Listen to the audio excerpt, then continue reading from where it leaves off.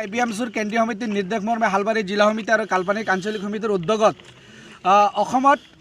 উত্তৰ পূৰ্বাঞ্চলৰ নেচু আৰু আছুৱে 10 ঘণ্টীয়া অসম বন্ধৰ আমি ABMCয়ে সমৰ্থন জনাই আজি আমি কেন্দ্ৰীয় গৃহমন্ত্ৰী অমিত শ্বাহ আৰু অসমৰ মুখ্যমন্ত্ৰী সৰ্বানন্দ সোণোৱাল আৰু BTCC ভাগ্ৰামা মহিলাৰ পুতলিকা দাগ কৰিছোঁ যে অতি দুখ আৰু পৰিতাপৰ বিষয় যে ভাৰতবৰ্ষ এখন গণতন্ত্ৰ দেশ। এই গণতন্ত্ৰ দেশত ধৰ্মৰ ভিত্তিত যি বিধায়ক আনি আছে এই বিধায়ক আমি কেতিয়াও গ্ৰহণ কৰি নোৱাৰোঁ।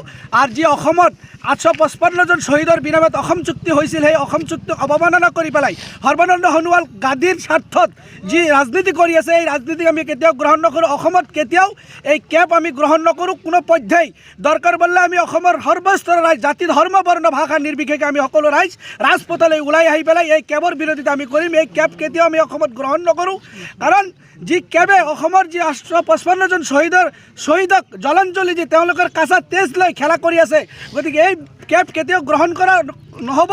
অসমৰ মুখ্যমন্ত্ৰী সৰ্বানন্দ সোণোৱালক আহ্বান জনাইছোঁ, আপুনি অসমৰ যে 855 জন শহীদক লৈ আপুনি যি শ্লোগান দি গাদী দখল কৰিছিল, জাতি মাটি ভেটিৰ ৰক্ষাৰ স্বাৰ্থত যি গাদী দখল কৰিছিল, আজি আপোনাৰ সেই সপোন ক'ত গ'ল?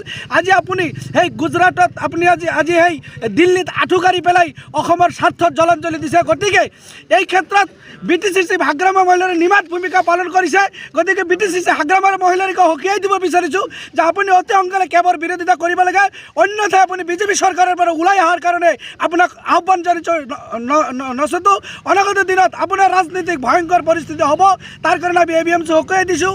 আৰু অসমৰ বিত্তমন্ত্ৰী হিমন্ত বিশ্ব শৰ্মাই যি NRC লৈ যি কুটিল ৰাজনীতি ষড়যন্ত্ৰ কৰি আছে আমি একো সহ্য নকৰোঁ, কাৰণ 16 কোটি টকাৰ বিনিময়ত অসমত বহুদিনীয়া দীৰ্ঘদিনীয়া যি আশা এই আশা পূৰা হৈছে যে শুদ্ধ এখন NRC তাতে বিসংগতি জুতি অলপ আছে, সেই বিসংগতিখিনি দূৰ কৰাৰ কাৰণে আমিও দাবী উত্থাপন কৰিছোঁ।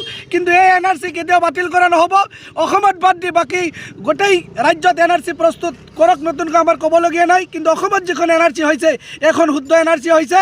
16 কোটি টকা চৰকাৰে খৰচ কৰি NRC প্ৰস্তুত কৰিছে। এই NRC বাহাল থাকিব লাগিব। 1971 চনৰ 25 মাৰ্চ ভিত্তিবৰ্ষ হিচাপে NRC বাহাল থাকিব লাগিব। ইয়াৰ বিৰুদ্ধে যদি কোনো ধৰণে ষড়যন্ত্ৰ কৰে তাৰ কিন্তু ভুগিব লাগিব। গতিকে সদৌ শেষত আমি এইটোৱে প্ৰত্যাহ্বান জনাইছোঁ, অমিত শ্বাহ অসমৰ বিভিন্ন জাতি জনগোষ্ঠীৰ আৱেগ অনুভূতি বুজি পাই এই কেব বাতিল কৰিব লাগিব। যদি বাতিল নকৰে অনাগত দিনত আমি ৰাষ্ট্ৰীয় ঘাইপথ ৰেলপথ অৱৰোধ দৰকাৰ পৰলে আমি অসমত অৰ্থনৈতিক অৱৰোধ কৰাৰ কাৰণে বাধ্য হ'ম বুলি আমি ABMC ফালৰ পৰা সকীয়াই দিছোঁ। এটাৰ পৰা আৰম্ভ কৰি ধুবুৰী শদিয়াৰ পৰা আৰম্ভ কৰি আমি সকলো ঠাইত অৰ্থনৈতিক অৱৰোধ কৰি গাড়ী মটৰ যান জপৰা যিমান আছে চব আমি বন্ধ কৰি পেলাই সদৌ শেষত আমি ৰাজনৈতিকভাৱে তেওঁলোকৰ প্ৰতি উত্তৰ দিয়াৰ কাৰণে আমি বাধ্য হ'ম। গতিকে এই ক্ষেত্ৰত যিহেতু BTC অট'নমাছ কাউন্সিল BTCC ভাগ্ৰামা মহিলাৰীকো কৈছোঁ, আপুনি এই তেল মাৰা ৰাজনৈতিক বাদ দিয়ক। আপোনাৰ যদি ভৱিষ্যত ৰাজনৈতিক ভাল বিচাৰে তেতিয়াহ'লে আপুনি BJP চৰকাৰৰ পৰা ওলাই আহিব লাগে, কেবৰ বিৰোধিতা কৰিব লাগে, অন্যথাই কিন্তু আপুনি ইয়াৰ প্ৰতি উত্তৰ 2020 আপোনাক উপযুক্ত উত্তৰ দিয়া হ'ব। আমি গোপন সূত্ৰে গম পাই আছোঁ যে কামিং ডিচেম্বৰ মাহৰ 25 তাৰিখৰ ভিতৰত UTC লৈ BTC চৰকাৰৰ মুৰব্বী ভাগ্ৰামা মহিলাৰ নেতৃত্বত NDFB NDFB সংবিধিত বিভিন্ন উগ্ৰপন্থীসকলৰ লগত ভাগ্ৰামা মহিলাৰ নেতৃত্বত যোগাযোগ হৈ আছে। যথাসম্ভৱ 25 তাৰিখৰ ভিতৰত UTCৰ এক গভীৰ ষড়যন্ত্ৰ ৰচনা কৰি আছে।